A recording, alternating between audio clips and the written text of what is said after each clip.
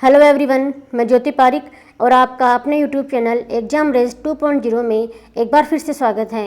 Last video में हम अपने भारत के भूगोल के अंतर्गत हम भारत के भूआकृतिक स्वरूपों के बारे में पढ़ रहे थे और आज से हम उसी टॉपिक के जो महत्वपूर्ण क्वेश्चन आंसर सीरीज है उसको हम लेके आए हैं।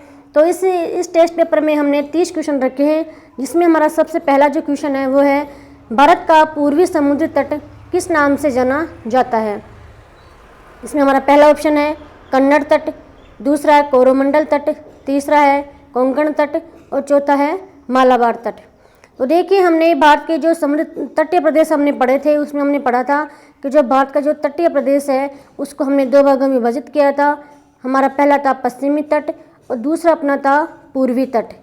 फिर हमने पश्चिमी तट को 4 भागों में विभाजित किया था और पूर्वी तट को हमने 3 भागों में विभाजित किया था, जिसमें हमारा पहला था कोरोमंडल तट, दूसरा था उत्तरी सरकार तट और तीसरा था उत्कल तट।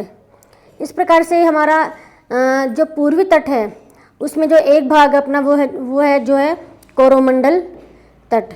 इस प्रकार से हमारे इस क्वेश्चन का राइट आंसर होगा कोरोमंडल तट। अब हम आगे चलते हैं और हमारा अगला क्वेश्चन है अरावली व विंध्य पर्वत श्रृंखलाएं, इनके बीच में कौन सा पठार स्थित है। पहला ऑप्शन है मालवा का पठार, दूसरा है छोटा नागपुर का पठार, तीसरा है प्रायद्वीपीय पठार और चौथा है मेघालय का पठार। तो देखिए, भारत के मध्य में अरावली और जो विंध्य पर्वत श्रृंखलाएं हैं इनके बीच में जो पठार स्थित है वो है हमारा मालवा का पठार। ठीक है। अगला हमारा क्वेश्चन है कि विश्व का सबसे बड़ा नदी द्वीप मांजुली द्वीप कहाँ स्थित है। पहला ऑप्शन है असम, दूसरा है अरुणाचल प्रदेश, तीसरा उत्तर प्रदेश, चौथा है नागालैंड। तो देखिए, विश्व का सबसे बड़ा नदी द्वीप मांजुली।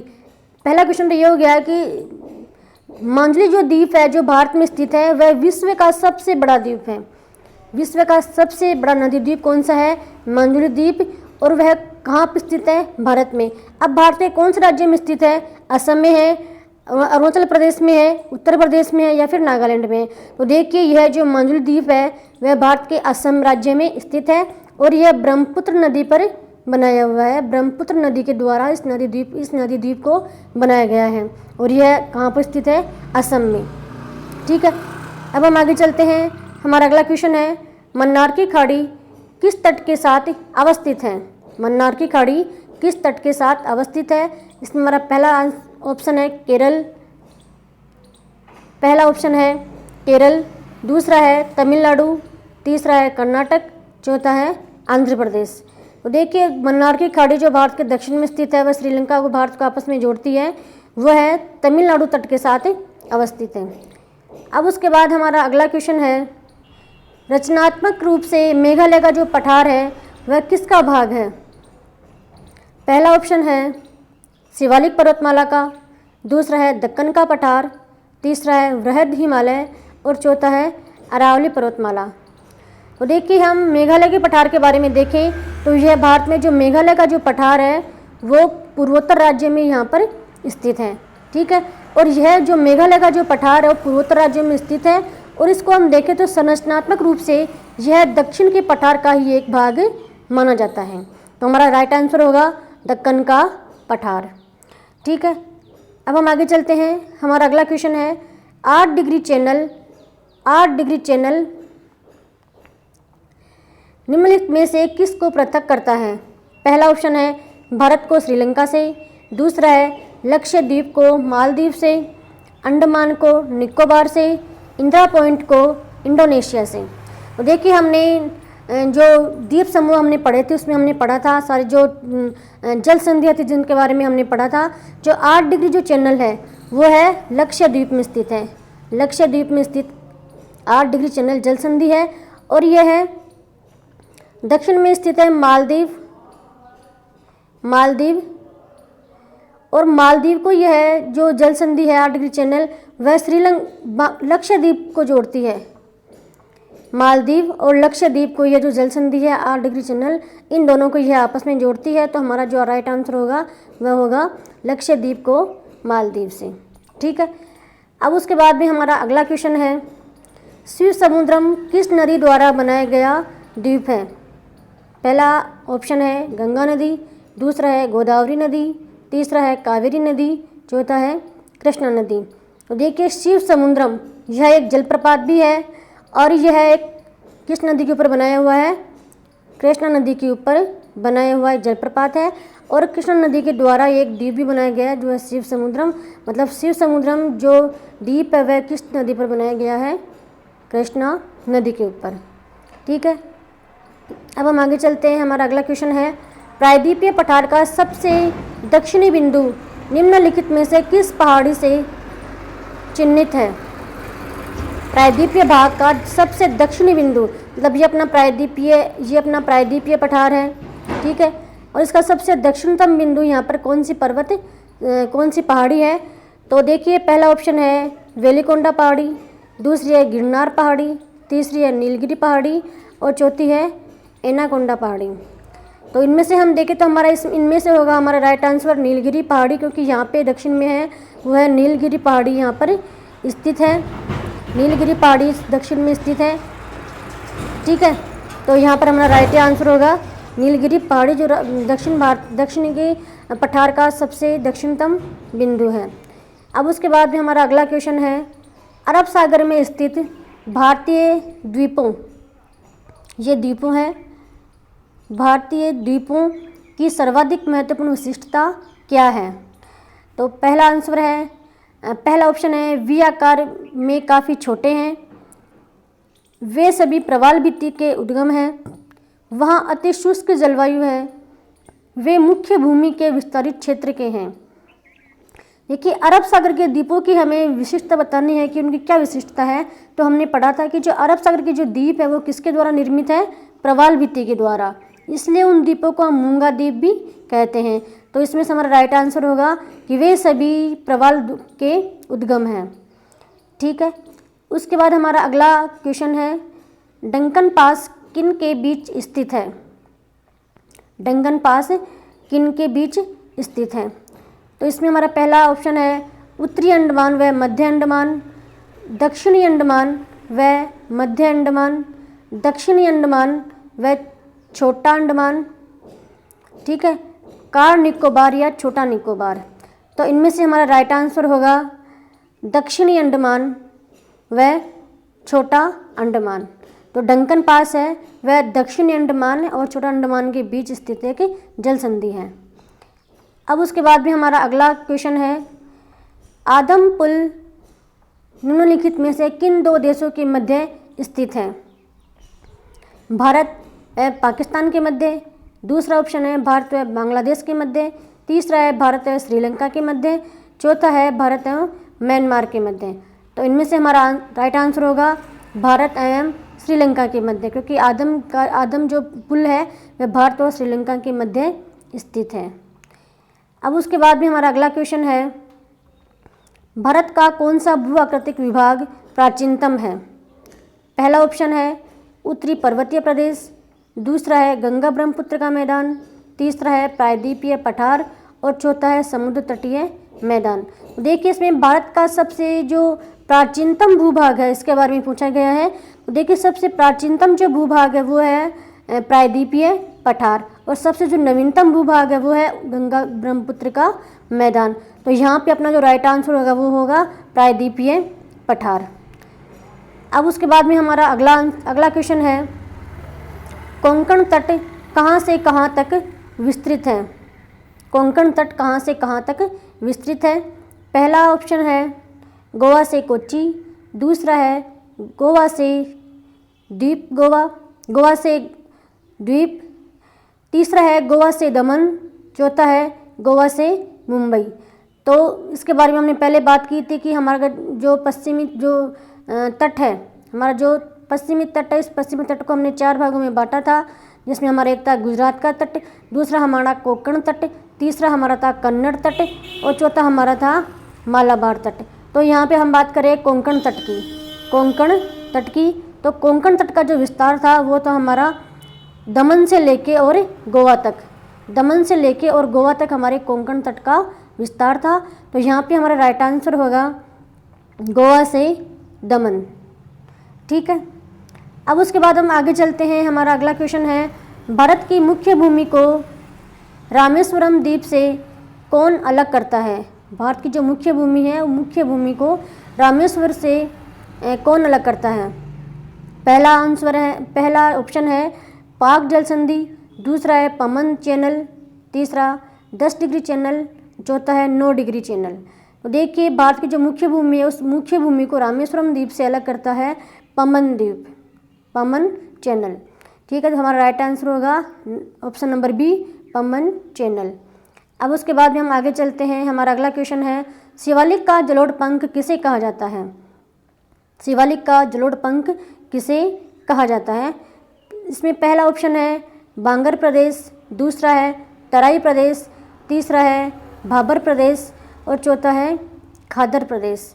देखिए, शिवालिक के जलोढ़ पंख के बारे में हमने देखा था कि जो हिमालय पर्वत श्रृंखला है, और हिमालय पर्वत श्रृंखला को 4 भागों में बांटा है, ट्रांस हिमालय, लघु हिमालय, ट्रांस हिमालय, महान हिमालय, लघु हिमालय और शिवालिक। और फिर शिवालिक के दक्षिण में उत्तर के विशाल मैदान का विस्तार शुरू हो जाता है, और सबसे पहला जो भाग है उत्तर के विशाल मैदान का, वो है भाबर प्रदेश। ठीक है, और इस भाबर प्रदेश को ही शिवालिक का जलोढ़ पंख कहा जाता है, क्योंकि जो सभी नदियां हैं वो अपने साथ जो भी मलबा बहा कर लाती है वो उसी भाबर क्षेत्र में जमा कर देती है, इसलिए इस क्षेत्र को शिवालिक का जलोढ़ पंख कहा जाता है। तो हमारा राइट आंसर होगा भाबर प्रदेश को। ठीक है, अब हम आगे चलते हैं। हमारा अगला क्वेश्चन है, भारत की जल सीमा समुद्र तट से कितनी समुद्री मील की दूरी तक स्थित है? तो देखिए, पहला ऑप्शन है 12 मील, दूसरा है 24 मील, तीसरा है 111 मील और चौथा है 200 मील।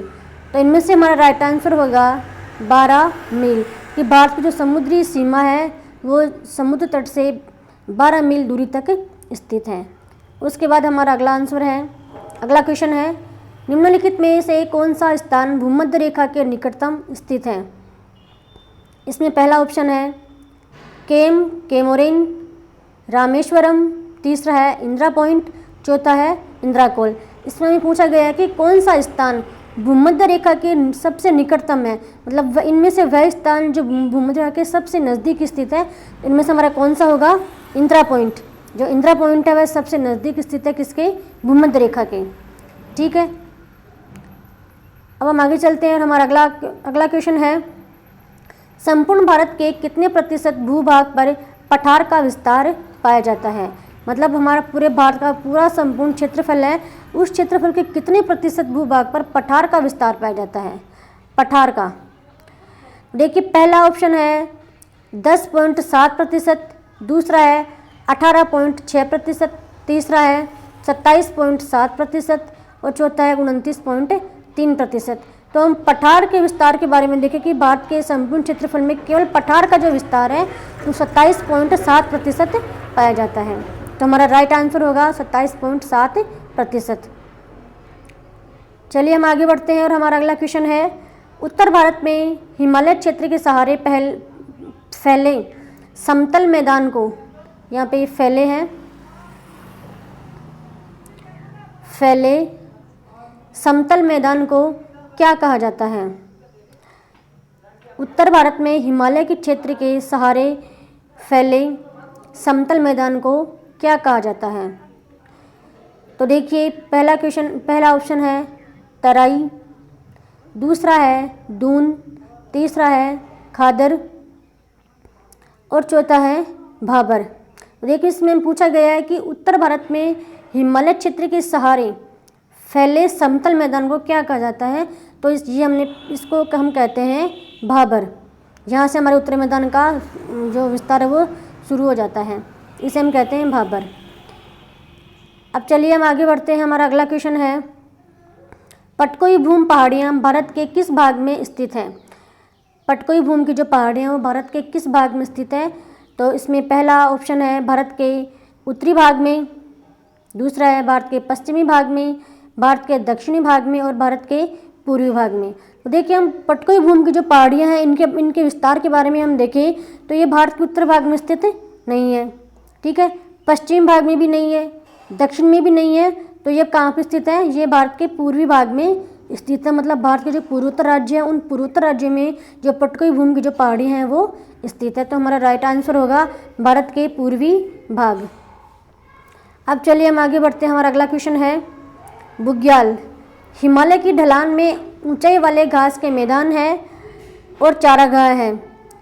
यह अधिकतर किस राज्य में पाए जाते हैं? किसके बारे में पूछा गया है? बुग्याल के बारे में, कि बुग्याल क्या है? बुग्याल हिमालय के ढलान में ऊंचाई वाले घास के मैदान है और चारागाह हैं। ये अधिकतर किस राज्य में पाए जाते हैं? तो इसके बारे में हम देखें तो तमिलनाडु में नहीं पाए जाते हैं, असम में भी नहीं मिलते हैं, ठीक है, सिक्किम में भी नहीं पाए जाते हैं। ये कहाँ पाए जाते हैं? उत्तराखंड में, ठीक है। तो बुग्याल जो घास के मैदान है वो कहाँ पर मिलते हैं? उत्तराखंड में पाए जाते हैं। अब चलिए हम आगे बढ़ते हैं और हमारा अगला क्वेश्चन है निम्नलिखित में से किस क्षेत्र में प्रवाल भित्ति नहीं पाई जाती है? प्रवाल भित्ति किस क्षेत्र में नहीं पाई जाती है? तो पहला ऑप्शन है लक्षद्वीप, दूसरा है कच्छ की खाड़ी, तीसरा है बंगाल की खाड़ी और चौथा है कैमरे की खाड़ी। तो इनमें से हम देखें तो लक्षद्वीप में भी प्रवाल भित्ति पाई जाती है, क्योंकि इनका जो यहाँ पर जो द्वीप पाए जाते हैं उन सभी का जो निर्माण है प्रवाल भित्ति के द्वारा हुआ है। तो प्रवाल भित्ति लक्षद्वीप में पाई जाती है, बंगाल की खाड़ी में भी पाए जाते हैं और कैमरे की खाड़ी में भी पाई जाती है। तो कहाँ पर नहीं पाई जाती है? कच्छ की खाड़ी में प्रवाल भित्ति नहीं पाई जाती है। तो हमारा राइट आंसर होगा कच्छ की खाड़ी, ठीक है। अब चलिए हम आगे बढ़ते हैं। हमारा अगला क्वेश्चन है सतलज एवं काली नदियों के बीच हिमालय का कौन सा प्रादेशिक विभाग स्थित है? सतलज एवं काली के बीच में। तो हमने हिमालय के पर्वतीय प्रदेश जो अब हमने पढ़े थे तब हमने उसका प्रादेशिक विभाजन भी हमने किया था और 4 प्रकार से हमने भारत का हिमालय पर्वतीय प्रदेश का हमने प्रादेशिक विभाजन किया था, ठीक है। एक था अपना पंजाब हिमालय, ठीक है, दूसरा हमारा था कुमायूं हिमालय, तीसरा नेपाल हिमालय और चौथा हमारा था असम हिमालय। इसका नदियों के आधार पर हमने विभाजन किया था। तो पहला था सिंधु से सतलज, दूसरा था सतलज से काली। तो यहाँ पर उसी के बारे में पूछा गया है, सतलज से काली।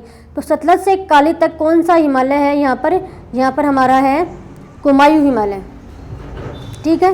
मतलब सतलज से काली नदी के बीच में कौन सा हिमालय फैला हुआ है? कुमायूं हिमालय। तो हमारा ये राइट आंसर है, ऑप्शन नंबर 2 जाएगा। चलो आगे बढ़ते हैं। हमारा अगला क्वेश्चन है लघु हिमालय श्रेणी के ढालों पर मिलने वाले छोटे छोटे घास के मैदानों को जम्मू कश्मीर में क्या कहा जाता है? जम्मू कश्मीर में क्या कहा जाता है? किनको? जो छोटे छोटे जो घास के मैदान होते हैं उनको जम्मू कश्मीर में क्या कहा जाता है? ऑप्शन नंबर 1 है बुग्याल, नंबर 2 मर्ग, तीसरा है पयार और चौथा है द्वार। तो देखिए जम्मू कश्मीर में जो छोटे छोटे जो घास के मैदान मिलते हैं उन्हें मर्ग कहा जाता है। तो हमारा राइट आंसर होगा से ऑप्शन नंबर 2 मर्ग। अब उसके बाद हमारा अगला क्वेश्चन है धूपगढ़ चोटी स्थित है। धूपगढ़ जो चोटी है वो कौन सी पर्वत श्रेणी में स्थित है? धूपगढ़ चोटी। देखिए पहला ऑप्शन है मैकाल श्रेणी, दूसरा है सतपुड़ा श्रेणी, तीसरा है विंध्यन श्रेणी, चौथा है इनमें से कोई नहीं। और देखिए धूपगढ़ जो चोटी है जो महादेव पर्वत की सबसे ऊंची चोटी है और वो किस श्रेणी पर स्थित है? सतपुड़ा श्रेणी में। जो महादेव पर्वत है वह जो सतपुड़ा जो श्रेणी है उस सतपुड़ा श्रेणी में महादेव पर्वत स्थित है और महादेव पर्वत के ऊपर जो धूपगढ़ चोटी है वो स्थित है, धूपगढ़, ठीक है। तो ये जो धूपगढ़ चोटी है किस पर्वत श्रेणी में स्थित है? सतपुड़ा श्रेणी में। और यह सतपुड़ा श्रेणी की सबसे ऊंची चोटी है, सबसे ऊंची चोटी है कौन सी की? सतपुड़ा पर्वत श्रेणी की, ठीक है। अब हम आगे चलते हैं। हमारा अगला क्वेश्चन है कुल्लू घाटी निम्नलिखित में से पर्वत श्रेणियों के बीच अवस्थित है। मतलब कुल्लू जो घाटी है वह किन पर्वत श्रेणियों के मध्य स्थित है? ऑप्शन नंबर पहला है धौलधार व पीर पंजाल, दूसरा है रणज्योति व नागटिब्बा, तीसरा ऑप्शन है लद्दाख व पीर पंजाल और चौथा ऑप्शन है मध्य हिमालय एवं शिवालिक। तो देखिए जो कुल्लू घाटी है वह अवस्थित है धौलाधार और पीर पंजाल के मध्य, ठीक है। तो हमारा राइट आंसर ऑप्शन नंबर 1 हो जाएगा। अब उसके बाद हम चलते हैं, हमारा अगला क्वेश्चन है पश्चिमी घाट क्या है। देखिए पश्चिमी घाट पर्वत के बारे में पूछा गया है कि पश्चिमी घाट पर्वत क्या है। यह एक अवशिष्ट पर्वत है, यह एक ज्वालामुखी पर्वत है, यह एक भ्रंश कगार है और यह एक मोड़दार पर्वत है। तो देखिए इसके बारे में हम देखें तो पश्चिमी घाट जो पर्वत है भारत के पश्चिमी तट पर स्थित है। यह पश्चिमी घाट पर्वत यह एक वास्तविक पर्वत न होकर यह केवल पश्चिमी घाट का एक खड़ा कगार मात्र है। तो ये क्या है, एक केवल भ्रंश कगार हम इसे कह सकते हैं, केवल यह एक भ्रंश कगार है, ना कि यह एक वास्तविक पर्वत है। तो इसमें हमारा राइट आंसर हो जाएगा ऑप्शन नंबर 3, केवल एक भ्रंश कगार। ठीक है, अब हम आगे चलते हैं। हमारा अगला क्वेश्चन है मध्य भारत में स्थित पहाड़ियों का पश्चिम से पूर्व निम्नलिखित में से कौन सा एक सही क्रम है। ठीक है, तो हमें बताना है कि जो मध्य भारत में जो पर्वत श्रेणियां हैं उनमें से हमें क्रम बताना है, किस ओर, पश्चिम से पूर्व की ओर हमें क्रम बताना है। तो देखिए पश्चिम से कि सबसे पश्चिम में कौन सा पर्वत श्रेणी है, उसके बाद में कौन से, और सबसे पूर्व में कौन सी पर्वत श्रेणी स्थित है।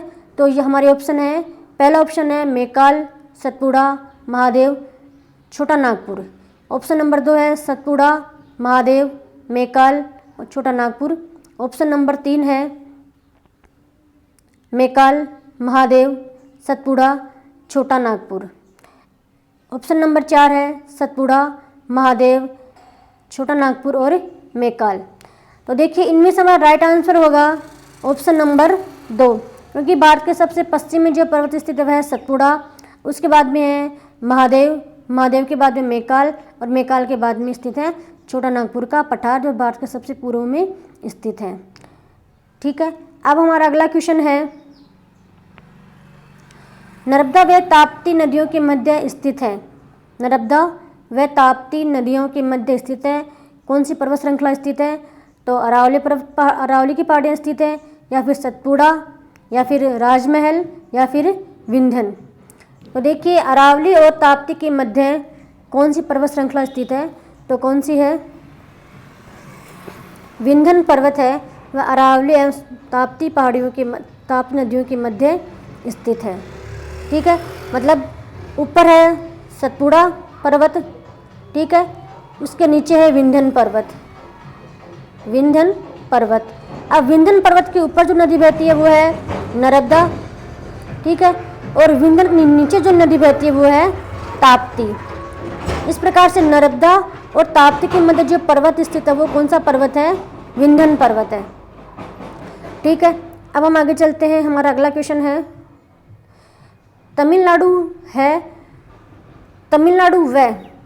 तमिलनाडु व आंध्र प्रदेश के तट का नाम क्या है। तमिलनाडु व आंध्र प्रदेश के तट का नाम क्या है। तो हमारे ऑप्शन है मलाबार तट है, कोरोमंडल तट है, उत्तरी सरकार, या फिर कोंकण तट। देखिए दक्षिण के हम देखते हैं, पूर्वी तट की हम बात करते हैं तो पूर्वी तट में यहाँ पे हमारा है कोरोमंडल तट। यहाँ पे कौन सा तट है, कोरोमंडल तट। और यहाँ पे हमारे राज्य हैं तमिलनाडु और आंध्र प्रदेश। तो तमिलनाडु और आंध्र प्रदेश के तट के पास कौन सा तट स्थित है, कोरोमंडल तट। तो हमारा इसमें राइट आंसर हो जाएगा कोरोमंडल तट। ठीक है, अब हमारा अगला क्वेश्चन है लद्दाख राज्य का वह हिस्सा जिस पर चीन का अधिकार है क्या कहलाता है। मतलब लद्दाख का राज्य का वह हिस्सा जिस पर चीन ने अपना अधिकार कर लिया है वह क्षेत्र किस नाम से जाना जाता है। तो ऑप्शन 1 है गिरगिट क्षेत्र, दूसरा है छो मुरारी क्षेत्र, तीसरा है सियाचिन क्षेत्र और चौथा है अक्साई चीन। तो इनमें से हमारा जो राइट आंसर होगा वो है अक्साई चीन। मतलब अक्साई चीन लद्दाख का वह क्षेत्र है जिस पर चीन ने अधिकार कर लिया है। तो इसमें हमारा राइट आंसर है अक्साई चीन। तो इस प्रकार से आज के वीडियो में हमने जो भारत के जो भौतिक स्वरूप थे जिनमें हमने 30 महत्वपूर्ण क्वेश्चन हमने देखे हैं, और हम नेक्स्ट वीडियो में हम अगले क्वेश्चनों के बारे में बात करेंगे। तब तक के लिए धन्यवाद।